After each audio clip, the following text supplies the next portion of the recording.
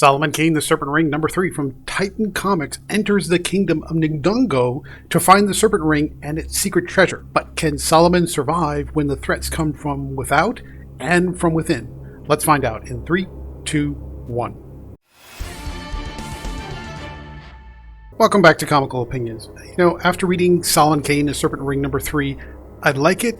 It's okay, but maybe it's not grabbing me as much as I want it to. And maybe that's an expectation problem. Maybe it's on me, but I feel like it could be giving me more. Patrick Zircher's Tale of Woe is a solid read overall, but it is definitely a slow burn. Zircher improves on the previous issues by focusing on the journey, bringing the characters together. The plots aren't so scattered in different places and different perspectives, and he lightens up on the density of the material. So that's all a big positive. So it feels like you're getting a rich, full experience. You really feel like you're giving a visual representation of a Howard story. But the energy is, I would say, subdued, almost flat.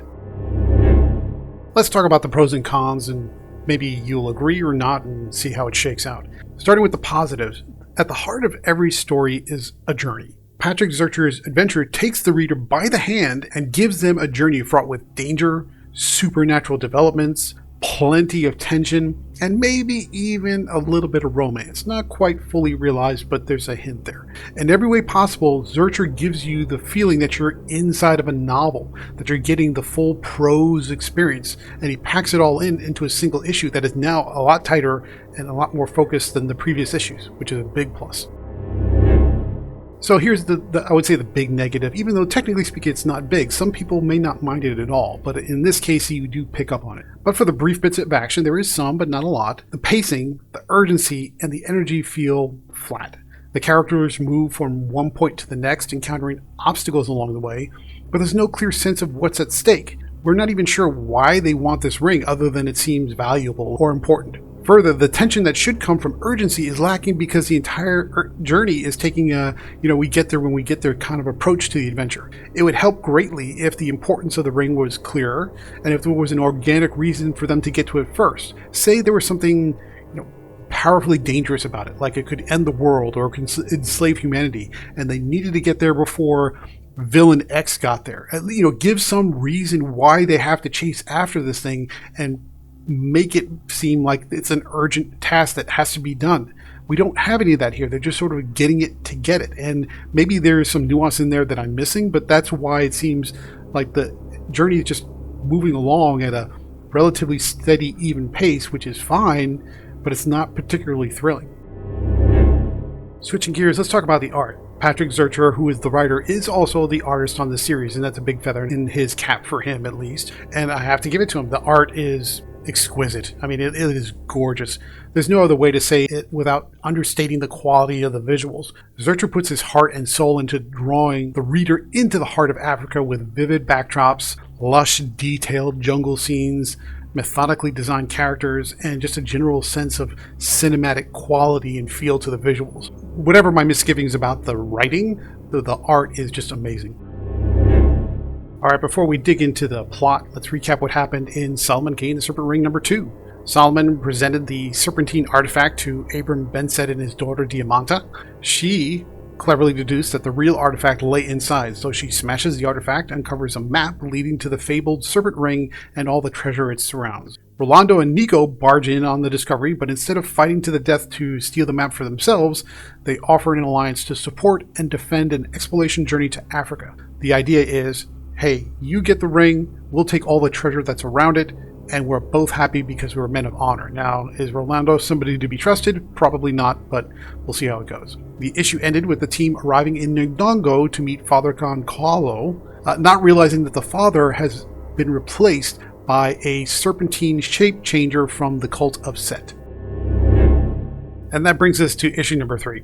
The explorers embark on the next leg of their journey, but the toll is high. First, the team snakes their way down the rivers on a skiff, and they're attacked by local tribesmen by bows and arrows and spears, losing at least one man before the skirmish is ended. Next, the team arrives at Father Goncalo's burnt-down missionary to rest and reconnoiter what they do next. As the team travels further inward, Diamanta is increasingly disturbed by Rolando and Nico's advances. It doesn't quite get rapey, but it gets pretty aggressive. But it's clear her heart is interested in Solomon, and she says as much to her father.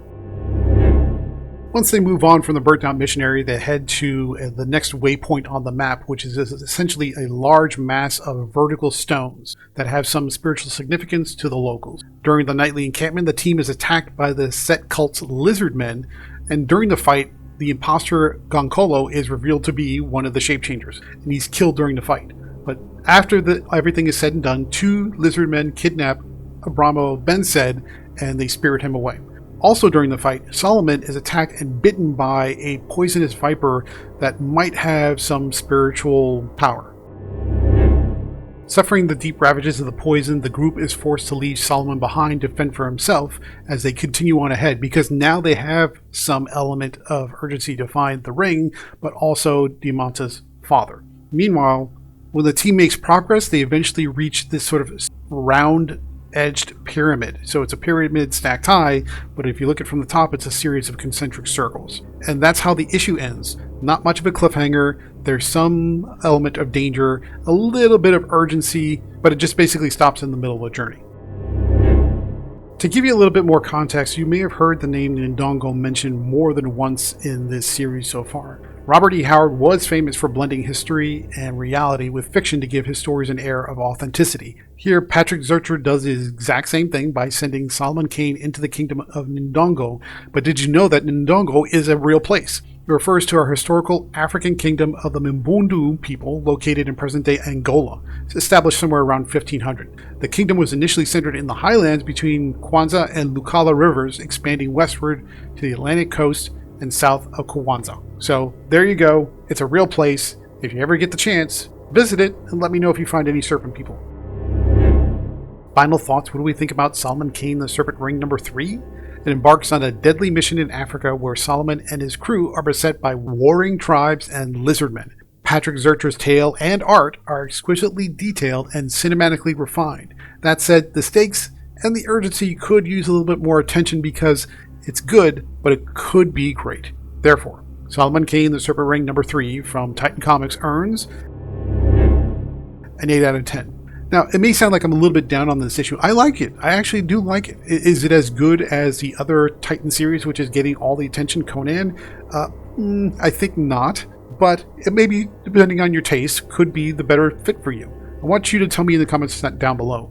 Do you prefer this Solomon Kane series, or do you prefer the Conan series? Or do you like them both equally? I want to hear your opinion about that. So, thank you very much for joining, and stay tuned through the outro for more reviews just like this one.